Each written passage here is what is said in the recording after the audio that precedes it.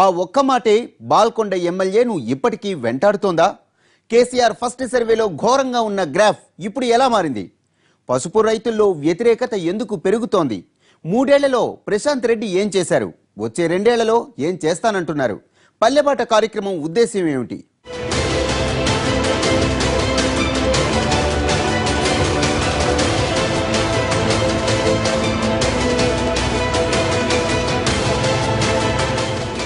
నిజామాబాద్ జిల్లా బాల్కొండ నియోజకవర్గం 1952లో ఏర్పడింది. ఓటర్లు 1,94,462 మంది. బాల్కొండ, మోర్తాడ్, కమ్మర్పల్లి, భీమ్గల్, వేల్పూర్, ముప్కల్, మెండోరా, ఏరుకట్ల మండలాలు ఈ సెగ్మెంట్ పరిధిలో ఉన్నాయి. రెడ్డి, మున్నూరు కాపు, పద్మశాలి ఓట్లే ఇక్కడ కీలకం. అభ్యర్థుల గెలుపు ఓటములను డిసైడ్ చేసేది ఈ సామాజిక వర్గాలే. కాంగ్రెస్ పార్టీ నుంచి మాజీ స్పీకర్ సురేష్ రెడ్డి 4 సార్లు గెలిచారు. 2009లో పీఆర్పీ నుంచి అనిల్ గెలవగా తర్వాత పార్టీ విలీనంతో ఆయన కాంగ్రెస్ సభ్యుడయ్యారు. 2014లో టీఆర్ఎస్ నుంచి విజయం సాధించారు వేముల ప్రశాంత్ రెడ్డి. ఉద్యమ సమయంలో చురుగ్గా పనిచేయటం, కేసీఆర్ కు సన్నిహితుడు కావటంతో మిషన్ భగీరథ వైస్ చైర్మన్ పదవి దక్కిందని చెప్పుకుంటారు. ఎమ్మెల్యే అయిన తొలి 2 ఏళ్లలో ఆయనకు నోటి దురుసు ఎక్కువన్న పేరు పడింది. చెక్ డ్యాం కోసం వెళ్లిన రైతులను ఉద్దేశించి దురుసుగా చేసిన వ్యాఖ్యలు కూడా బాగా డ్యామేజ్ చేశాయి. దానివల్ల జరిగిన నష్టం అర్థమై తత్వం బోధపడ్డాక డ్యామేజ్ కంట్రోల్ కోసం చాలా కష్టపడ్డారు ప్రశాంత్ రెడ్డి. మొదట్లో నియోజకవర్గ ప్రజలకు అందుబాటులో ఉండరన్న అభిప్రాయం పెరిగింది. కేసీఆర్ 2వ సర్వేలో గ్రాఫ్ 40% పడిపోయింది. ఇలా వరుసగా జరిగిన తప్పులకు మూల్యం చెల్లించుకోవాల్సి రావడంతో తర్వాత రూట్ మార్చారు ఎమ్మెల్యే. దాంతో 3వ సర్వేలో గ్రాఫ్ 59% చేరింది. ఇంకా మెరుగుపరుచుకునేందుకు పల్లెబాట మొదలు పెట్టబోతున్నారు. 8 మండలాల్లో 16 రోజులు పర్యటించి తాను చేసిన పనుల్ని చెప్పుకోవాలన్నది ఆయన వ్యూహం. కాంట్రాక్టర్స్ ఎక్కువ డబ్బులు మిగిలే పనులలో పోతా ఉన్నారు. ఈ 2 బెడ్రూమ్ హౌస్ లో కొద్దిగా డబ్బులు తక్కువ మిగులుతాయి కాబట్టి కాంట్రాక్టర్లు రావట్లేదు.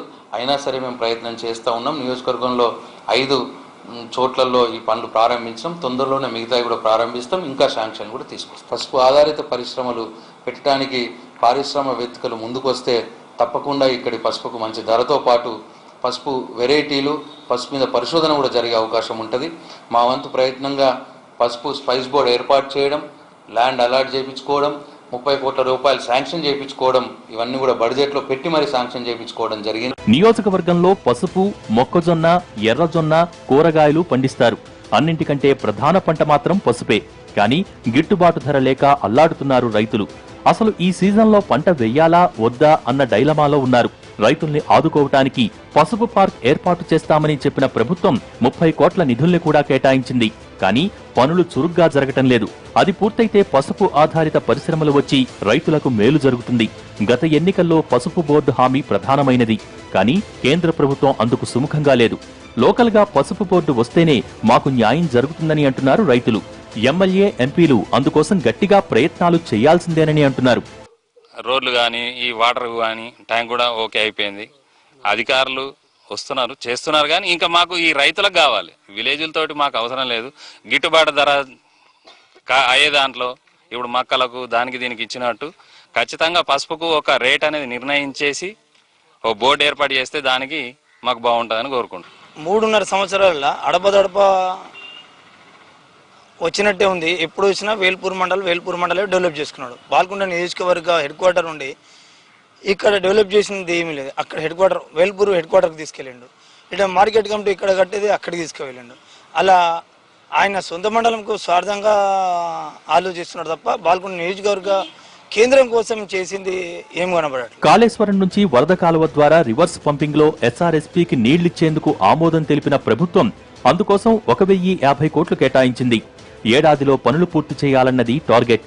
గోదావరి నదికి వరద వచ్చినప్పుడు ఆ నీరు వృధా కాకుండా రోజుకు 1 టీఎంసీ చొప్పున 60 టీఎంసీలను పంపింగ్ చేయాలన్నది ప్రాజెక్టు లక్ష్యం. భవిష్యత్ ప్రణాళికలు ఎలా ఉన్నా ఇప్పుడైతే వేముగంటి ప్రాజెక్టు పనులు ఇంకా పూర్తి కాకపోవడంపై అసంతృప్తిగా ఉన్నారు రైతులు. దానికి తోడు ఎన్నికల టైంలో ఇచ్చిన చాలా హామీలు ఇంకా నెరవేరలేదు.